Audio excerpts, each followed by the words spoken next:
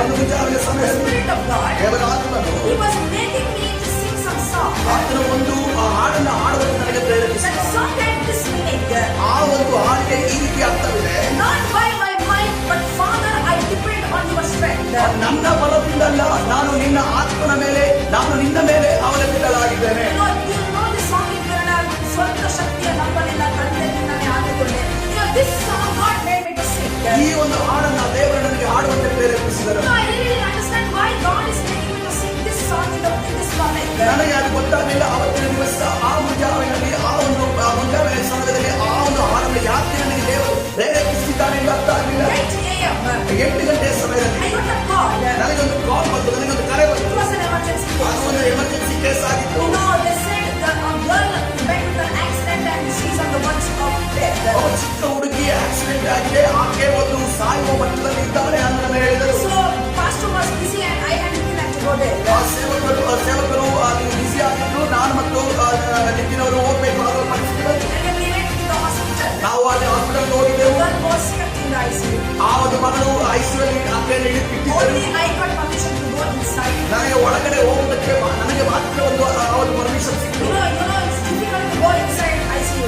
ಆ ಐಸಿಯು ಒಳಗಡೆ ಹೋಗೋದಕ್ಕೆ ಬಹಳ ಕಷ್ಟಕರವಾದ ವಿಚಾರ. You don't get permission very easily. ಯಾಕಂದ್ರೆ ಬಹಳ ಸುಲಭವಾಗಿ ನಮಗೆ ಅಲ್ಲಿ ಪ್ರಾರ್ಥನೆ ಮಾಡುವುದಕ್ಕಾಗಿ, ಬೇರೆ ವಿಚಾರಕ್ಕಾಗಿ ನಮಗೆ ಅವಕಾಶ Because ಸಿಗುತ್ತೆ. all serious patients will be inside ICU. ಎಲ್ಲ ಸೀರಿಯಸ್ ಆಗಿರುವಂತಹ ಪೇಷಂಟ್ಗಳು ಅಲ್ಲಿ ಒಳಗಡೆ ಇರ್ತಾರೆ. Somehow I have not got the permission to go inside. ಹೇಗೋ ಗೊತ್ತಿಲ್ಲ, ದೇವರ ಕೃಪೆಯಿಂದ ಅಲ್ಲಿ ಆ ಒಂದು ಪರ್ಮಿಷನ್ ನನಗೆ ಸಿಕ್ಕಿದೆ. When I went inside, ನಾನು ಹೋದಂತ ಸಂದರ್ಭದಲ್ಲಿ there was a believer staff. ಅಲ್ಲಿ ಒಂದು ವಿಶ್ವಾಸಿ ಒಂದು ಸ್ಟಾಫ್ ಅಲ್ಲಿ ನರ್ಸಿದ್ದರು. You know, when she saw my face, ಆಕೆ ನನ್ನ ಮುಖವನ್ನು ನೋಡಿದಾಗ she was shocked. ಆಕೆ ಬಹಳ ಆಶ್ಚರ್ಯಚಕಿತಳಾದಳು. She was asking me, Priyanka, why did you come here?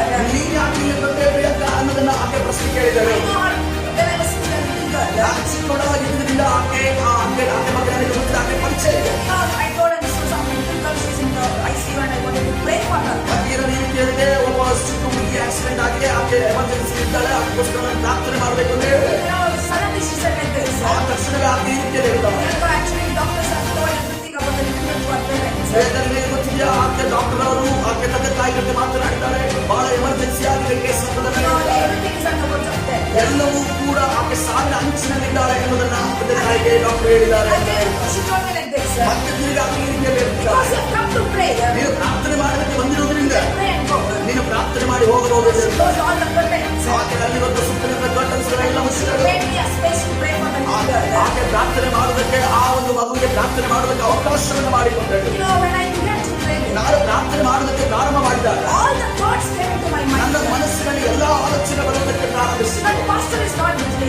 ದೇವರೇ, ಯೇಸುವೇ ಸೇವಕರು ನನ್ನ ಜೊತೆ ಇಲ್ಲ. I have only little time to stand here. ಇಲ್ಲಿ ಸ್ವಲ್ಪವೇ ಸಮಯ ನಾನು ನಿಂತು ಪ್ರಾರ್ಥನೆಯನ್ನು ಮಾಡಬಹುದು. All such big matters, I'm still a child. ಈ ಒಂದು ದೊಡ್ಡ ದೊಡ್ಡ ವಿಚಾರಗಳನ್ನು ಹ್ಯಾಂಡಲ್ ಮಾಡೋದು ನಾನು ಮಗುವಾಗಿದ್ದೇನೆ. But today in the morning you have spoken with me. ಆದ್ರೆ ಆ ದಿವಸ ಆ ಒಂದು ಜಾಗದಲ್ಲಿ ನನ್ನ ಜೊತೆ ನೀನು ದೇವರೇ ನೀನು ಮಾತನಾಡಿ ಎಂದು ನಾನು ಹೇಳಿದೆ. With that faith, ಆ ಒಂದು ನಂಬಿಕೆಯಿಂದಲೇ I will pray for this little girl. ನಾನು ಈ ಚಿಕ್ಕ ಹುಡುಗಿಗೋಸ್ಕರ ನಾನು ಪ್ರಾರ್ಥನೆ ಮಾಡುತ್ತೇನೆ. I just go like this. ನಾನು ಈ ರೀತಿಯಲ್ಲಿ ಹೇಳಿದೆ. Looking upwards. ನಾನು ಮೇಲೆ ಆಕರ್ಷಣೆಗಳಿಗೆ ನೋಡುತ್ತೇನೆ.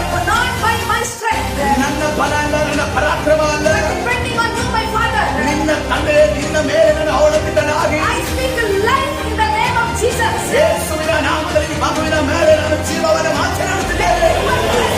Flowing this girl's life. ನಿನ್ನ ದೈವಿಕವಾದ ಪ್ರಸನ್ನತೆ ಈ ಒಂದು ಮಗಳ ಮೇಲೆ ಚಲಿಸಲಿ. I prayed. ನಾನು ಪ್ರಾರ್ಥನೆ When I ಮಾಡಿದೆ. came back home, ನಂತರ ಮನೆಗೆ ಬಂದೇನೆ. 3-4 days I was praying for the girl. 3-4 ದಿವಸಗಳ ಕಾಲ ನಾನು ಅವಳ ವಿಚಾರವಾಗಿ ನಾನು ಪ್ರಾರ್ಥನೆ ಮಾಡ್ತಾ ಇದ್ದೆ. And I got a call. ಆ ಒಂದು ಅಲ್ಲಿಂದ ನನಗೆ ಕರೆ ಬಂತು. No, after 3-4 days. 3 ದಿವಸಗಳಾದ The ನಂತರ girl who was in the ICU. ಯಾರ ಐಸಿಯು ಎಮರ್ಜೆನ್ಸಿ ಕೇಸಲ್ಲಿ ಇದ್ದಂತ ಆ ಹುಡುಗಿ She was shifted to ward. ಆಕೆ ವಾರ್ಡ್ಗೆ ಆಕೆಯನ್ನು ಶಿಫ್ಟ್ ಮಾಡಿದ್ರು. She was taken to Bangalore. Bengaluru ಪಟ್ಟಣಕ್ಕೆ ಆಕೆಯನ್ನು And ಕರೆದುಕೊಂಡು there she ಹೋದರು. was healed. ಆದ ನಂತರ ಆಕೆ ಸ್ವಸ್ಥವಾದರೆ And now she's living in some part of Bangalore. ಆಕೆ ಈಗ ಬೆಂಗಳೂರು ಪಟ್ಟಣದ ಯಾವುದೋ ಒಂದು ಜಾಗದಲ್ಲಿ ಜೀವಿಸ್ತಾ ಇದ್ದಾಳೆ. Hallelujah. Glory to God. ದೇವರಿಗೆ ಮಹಿಮೆಯನ್ನು ಸಲ್ಲಿಸಿ. What others cannot see. ಯಾರು ಬೇರೆ ವ್ಯಕ್ತಿಗಳು ಯಾವುದನ್ನು ಕಾಣಲಿಕ್ಕೆ We ಸಾಧ್ಯವಾಗಲಿಲ್ಲ, as a child of God, we have to see. ನಾವು ಬೇರೆ